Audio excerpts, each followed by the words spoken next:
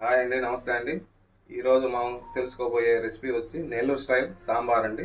ఇందుకోసం కావాల్సినటువంటి పదార్థాలు: ఫస్ట్ ఒక 100 గ్రాముల కందిపప్పుని ఒక అరగంట సేపు నానబెట్టుకొని ఒక 4 గ్లాసుల నీళ్లు అనగా కనీసం 400 ml వాటర్ని ఈ కుక్కర్లో యాడ్ చేసుకొని దీంట్లో మీరు కొద్దిగా పసుపు, కొద్దిగా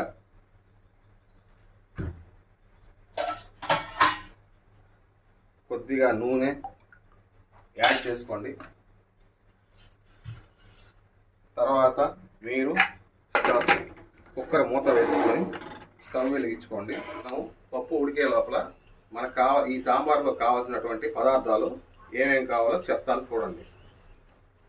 ఇందుకోసం మనం కూరగాయల ముక్కలు, మామిడికాయ ముక్కలు, మునక్కాయ ముక్కలు, పచ్చిమిరపకాయలు ఒక 2 చీలికలు, క్యారెట్ ఒక క్యారెట్ అండి, కొత్తిమీర కొద్దిగా, కరివేపాకు కొద్దిగా, ఆనియన్స్ 1 లేదా 2 గడ్డలు, తర్వాత టమాటా 1 లేదా 2, బెండకాయలు ఒక 2, దోసకాయ ఒక చిన్న సైజు దోసకాయ ఒక కాయ అండి.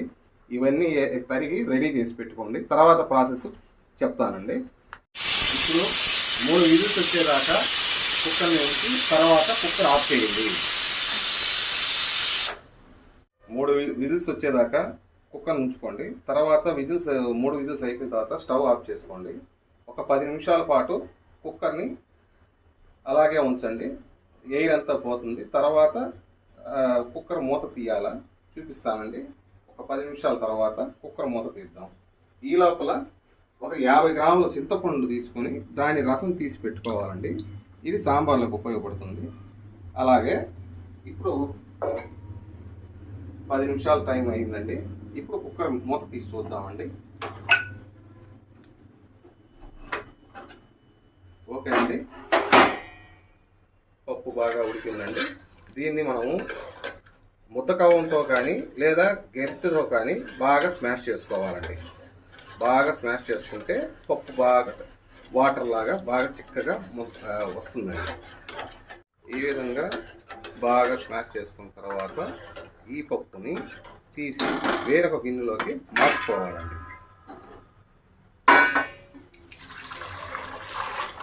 ఆ తర్వాత ఈ గిన్నెను పక్కకు పెట్టుకొని ఇప్పుడు సాంబార్ ముక్కలు అవి ఎలాగ ఉడకబెట్టుకోవాలో ఏమిటనే ప్రాసెస్ మీకు చూపిస్తానండి. ఫస్ట్ ఒక బాండలు తీసుకోండి, దాన్ని ముట్టుకోండి. ఆ తర్వాత ఈ బాండట్లో ఒక 3 గంటలు ఆ నూనె 3 గంటలండి వేసుకొని ఆయిల్ హీట్ ఎక్కినాక ఇందులో కొద్దిగా ఆవాలు, అలాగే కొద్దిగా జీలకర్ర వేసుకోవాలండి. ఇంకా కరివేపాకు అండి.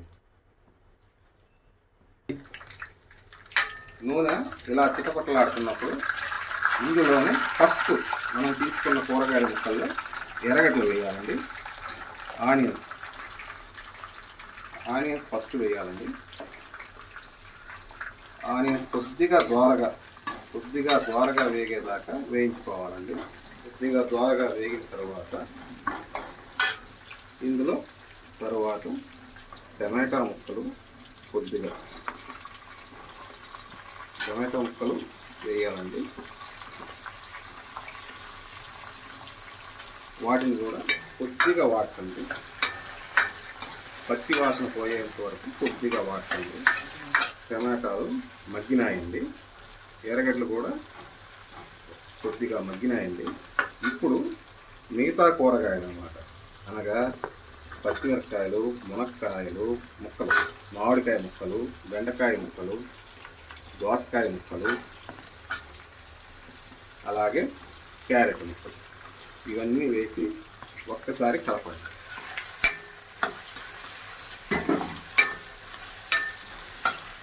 ఇది కనీసం ఒక 5 నిమిషాల పాటు మగ్గనివ్వండి. ఇందులో మనం కొద్దిగా పసుపు, కొద్దిగా ఉప్పు యాడ్ చేసుకోవాలండి. కొద్దిగా యాడ్ చేసుకోండి. కావాలంటే మళ్ళీ ప్రాసెస్లో మళ్ళీ మనం ఉప్పు సరిపోతే మళ్ళీ ఒకసారి కొద్దిగా ఉప్పు వేసుకోవచ్చు, ప్రాబ్లం అయితే ఏం లేదండి. ఇది ఒక 5 నిమిషాల పాటు బాగా మగ్గనివ్వండి. 5 నిమిషాలు మూత పెట్టాలండి. పాటు మగ్గనివ్వండి. 5 నిమిషాలు మగ్గిన తర్వాత ఈ విధంగా మీకు ఆయిల్ పైకి చేస్తుందండి. ఇప్పుడు ఇందులో ఇందాక మనం చింతపండు రసం 50 గ్రాములు నానబెట్టుకొని చింతపండు రసం తీసి పెట్టుకున్నాం కదండి, దాన్ని కొద్దిగా వేయండి. కావాలంటే మళ్ళీ ఒకసారి చూసి చెక్ చేసుకొని తర్వాత వేసుకోండి. ఎందుకంటే మనం ఆల్రెడీ మామిడికాయ ముక్కలు వేసాం కదండి, దాంట్లో కొద్దిగా పులుపు ఉంటుందండి. అందువల్ల దీంట్లో కొద్దిగా చింతపండు పులుసు వేసుకోండి. ఇందులోనే మనం కొద్దిగా మిరప్పొడి, మన టేస్ట్కి తగ్గట్టు కొద్దిగా మిరప్పొడి వేసుకోండి. అలాగే కొద్దిగా ధనియా పొడి అండి, అదేనండి ధనియాల పొడి, కొద్దిగా ధనియాల పొడి, ఇవి రెండు వేసుకోండి. వీటిని కాసేపు బాగా కలబెట్టి కాసేపు ఒక తెల్లు వచ్చేదాకా ఉడకనివ్వండి. మళ్ళీ మూత పెట్టేసి ఉడకనివ్వండి. ఏమండి, ఇప్పుడు మనం ఒక 5 నిమిషాలు బాగా మగ్గనిచ్చామండి. ఇప్పుడు మూత తీసి చూద్దామండి.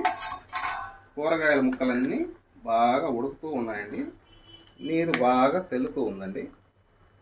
ఈ సమయంలో స్టవ్ ఆపివేసి తర్వాత ప్రాసెస్ చెప్తానండి. చూడండి, ఇప్పుడు ఈ ఉడుకుతున్నటువంటి ఈ కూరగాయల ముక్కలన్నీ ఇందాక మనం పప్పు వేయించుకున్నాం కదండి, ఆ పప్పులోకి తిరగొట్టండి. ఇప్పుడు ఈ పప్పుని మళ్ళీ పొయ్యి మీద పెట్టి మళ్ళీ ఉడకనివ్వండి. ఒకసారి బాగా కలబెట్టుకోండి. మీకు వాటర్ కన్సిస్టెన్సీ ఎంత కావాలో అంత పెట్టుకోండి. తర్వాత మళ్ళీ ఉడికినాక మళ్ళీ చిక్కబడుతుందండి. నాకైతే కొద్దిగా చిక్కగా అనిపిస్తుంది, అందుకని కొద్దిగా వాటర్ యాడ్ చేస్తున్నానండి.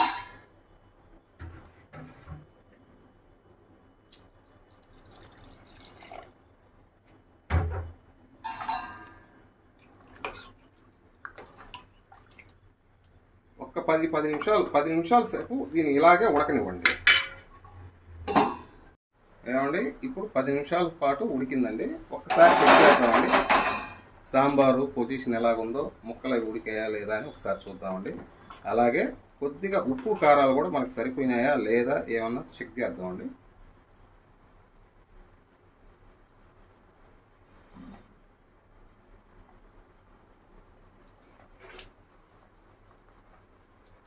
ఏమండి, నాకైతే అన్నీ సరిగ్గా సరిపోయాయండి. కొద్దిగా ఉప్పు సరిపోయినట్టు, కొద్దిగా తక్కువైనట్టు అనిపిస్తుంది, అందుకని నేను కొద్దిగా ఉప్పు వేసుకుంటున్నానండి.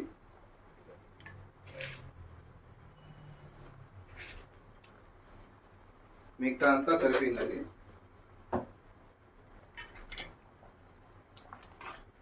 ఇంకొక 2 నిమిషాల తర్వాత సాంబార్ ఇంకా కొద్దిగా చిక్కబడితే సాంబార్ రెడీ అయిపోతుందండి. మరొక 2 నిమిషాలు ఆగి ఒకసారి చెక్ చేద్దామండి. 2 నిమిషాలు పూర్తయిందండి. అంతేనండి, బాగా చిక్కబడిందండి. అలాగే ముక్కలు కూడా బాగా ఉడికాయండి. అంతే అండి, స్టవ్ ఆఫ్ చేసేస్తున్నానండి. అంతే అండి, వేడి సాంబార్ రెడీ అయిపోయిందండి. ఈ సాంబార్ అన్నంలోకి కానీ రోటీలోకి కానీ చాలా బాగుంటుందండి. ఒకసారి మీరు కూడా ట్రై చేసి చూడండి. ఈ వీడియో మీకు నచ్చితే లైక్ చేయండి.